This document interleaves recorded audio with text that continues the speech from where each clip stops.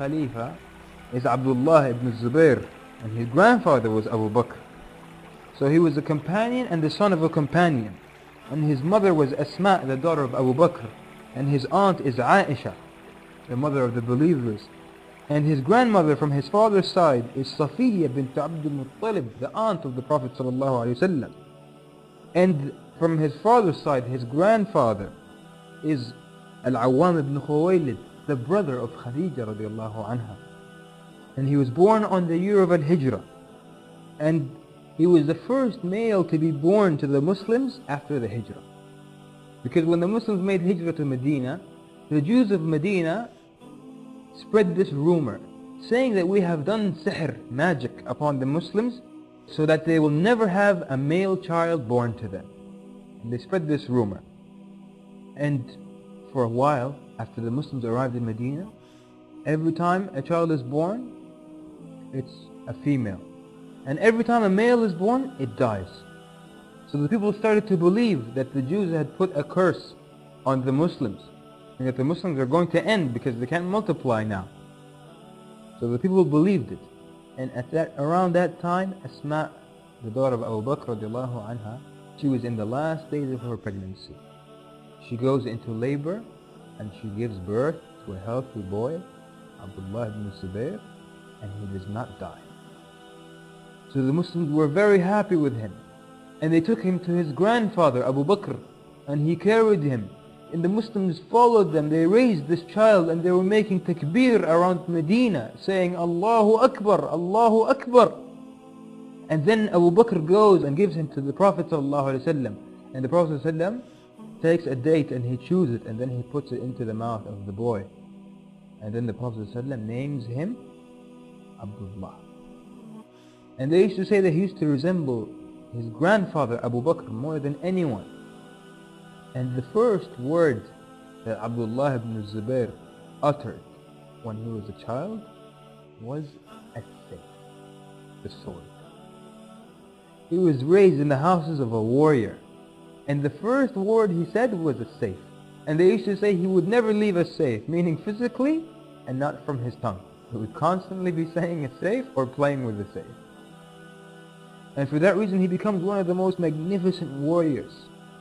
And they used to say there were three things you could not challenge Abdullah ibn Zubair with: courage and ibadah, worshipping Allah, and his eloquence. And if you look in the books of fiqh, if you look under khushu', you will always find the mention of Abdullah ibn Zubair, because he used to never move in his salah.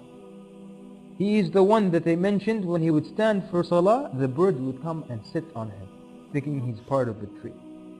An eyewitness says, one time Abdullah ibn Zubair prostrated, and while he was prostrating, I read Al-Baqarah and Al-Imran and An-Nisa and Al-Ma'idah, and he still didn't raise his head from sujood. So now bay'ah is being given to Abdullah ibn Zubair. He goes to his mother, Asma, the daughter of Abu Bakr radiallahu anha. And he went to his mother, and she was over 100 years old, and she was blind. And when he entered the room, he gave her salam, and she replied to his salam. And then she asked him, where have the men of Al-Hujjaj reached? And he said, Inna fil mawti la raha. He said, oh my mother, in death I will find peace and tranquility. And then he said, oh my mother, all my companions have left me, hatta waladi wa ahli, until my own family and my children have left my side, and I only have a handful of people around me. وَقَوْمٌ يُؤْتِينِ مَا أُرِيدُ مِنَ الدُّنْيَا. And the people are ready to give me whatever I want from this dunya, meaning that they are allowing me to go wherever I want. فَمَاذَا رَأْيُكَ? What is your opinion, O my mother? And his mother said, Ya bunayya anta a'lamu bi nafsik. He said, oh my son, you are more knowledgeable regarding your circumstances than me. And then she said, but I do say that if you know that you are on the truth, if you know that you are on the truth, then die like your companions. This is her child, and she's telling him that if you are on the truth, then die like your companions died. How long will you stay on earth? Being killed is better. This is a mother giving her son advice to be killed for what he believes in and for the sake of Allah. So then he told her mother, I fear that if the people of Asham kill me, that they may disfigure me. After I'm dead, they make them feel and crucify me. So she tells him, "Oh son, the sheep is not hurt by the skinning after death." Meaning after it's dead, it doesn't feel it when it's skinned. So go on your way and seek the help of Allah. And then when she said this, he stood up and he kissed her upon his forehead. And he said, "Oh my mother, Wallahi hadha ra'i." He said, "I swear by Allah, this is my opinion. And I have no desire to live in this dunya, for my aspirations is the hereafter. And all my life I have stood up for the truth. But all I wanted to know is your opinion, so that your opinion strengthens my opinion." And then his mother said, "Come closer, my son." And when he came closer to her, she embraced him. And when she embraced him, she felt that he had some metal armor on. And she said, "Oh my son, what is this? For people who want shahada, don't wear this." This is not the action of someone who wants martyrdom, and that's what you want. So he tells her, "I only put it on to make you not fear for me, so you would not fear for me." So then she says, "Remove it." And then she tells him, "Tighten your clothes so that your privates may not be uncovered." And he leaves saying, he says, "Inni إِذَا أَعْرِفُ يَوْمِي أَصْبِرُ وَإِنَّمَا يَعْرِفُ يَوْمَهُ الْحُرُّ." He says, "If I know the day I'm going to die, I'll be patient upon that." And she hears him and she says, "Be patient, inshaAllah. Your fathers are Abu Bakr and Zubair, and your mother is Safiya, the daughter of Abdul Muttalib." So he goes out to fight. And the narrations mention that on that day, Abdullah ibn Zubair went out and he fought like 1,000 men. And he fights, and all of his friends fight, and they fought until they were killed, his friends. And the one who was defending Ibn Zubair the most, and fighting the most fiercely and ferociously, and was the last of his friends to die, was Abdullah ibn Muti'a. And Abdullah ibn Muti'a had run away in the battle of Al-Harra in Medina. We said it was a fierce battle in Medina. He ran away on that day, and this hurt him that he ran away on such a day. And he was fighting, and he was saying, "أنا الذي فررت يوم الحرة والحر لا يفر إلا مرة." He was saying, "I am the one who fled during the Harra invasion, and a free man only runs on one occasion." And he refuses to withdraw on this day, the 73rd year after the Hijrah. And after he dies, Ibn Zubair was fighting by himself. And the narrations mention that Abdullah ibn Zubair, from noon until evening, he fought. He's fighting alone. And he's 73 years old, and they're not able to kill him. And every time they attacked him, he turned them back. So they said, "Wallahi, we have never seen fighting such as his. He is equal to 1,000 men. هذا ابن أبيه." The enemy was saying, هذا ابن أبيه. And this is the sentence that was said by the Prophet sallallahu alaihi wasallam, هذا ابن أبيه, meaning he takes the characteristics and his manners, and he is like his father, as Zubair ibn al-Awwam radiallahu anhu. So then the time for salah comes, and he tells them, "Let me pray." So they left him, and he prayed. And while he was praying, some of the dissolutes, they took stones and they threw it at him while he was praying.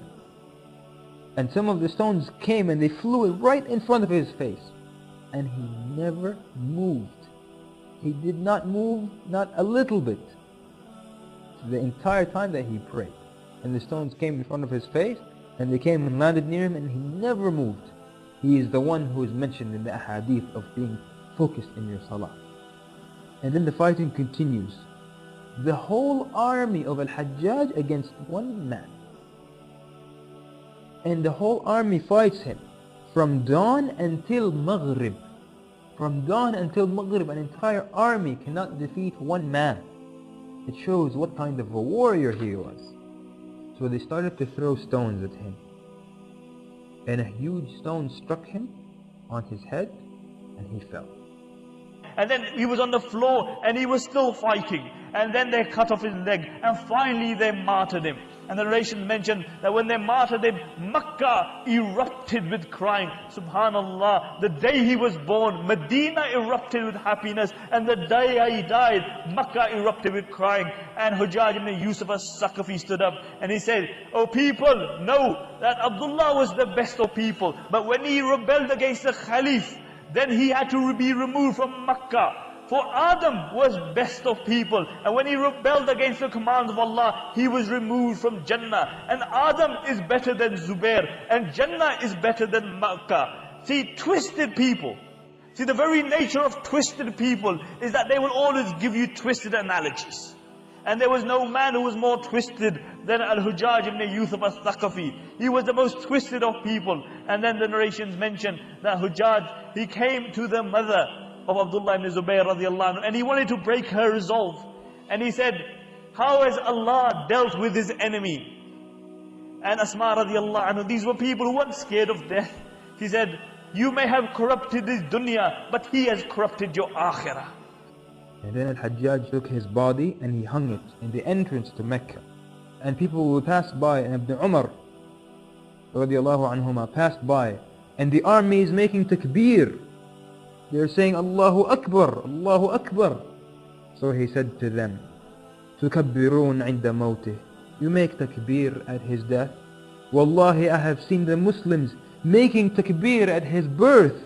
By Allah, the ones who made takbir at his birth are better than the ones who made takbir at his death.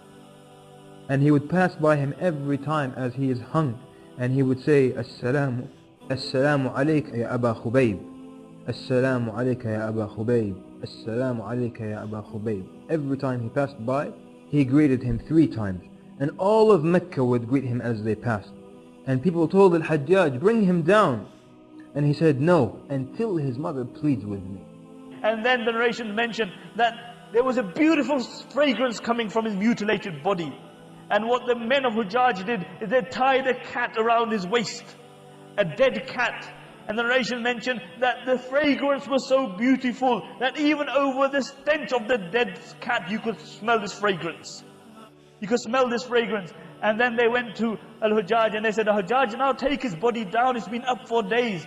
And Hujjaj said, I swear by Allah, I swear by Allah, I will not take it down until Asma comes and begs me. And when they told Asma radiallahu anha, she said, take me to where my body of my son is. Because she was blind at the time. And they took her to where the body of her son was. And she made dua for her son. And then she said, Ama ana li hadha al-faris an yanzil.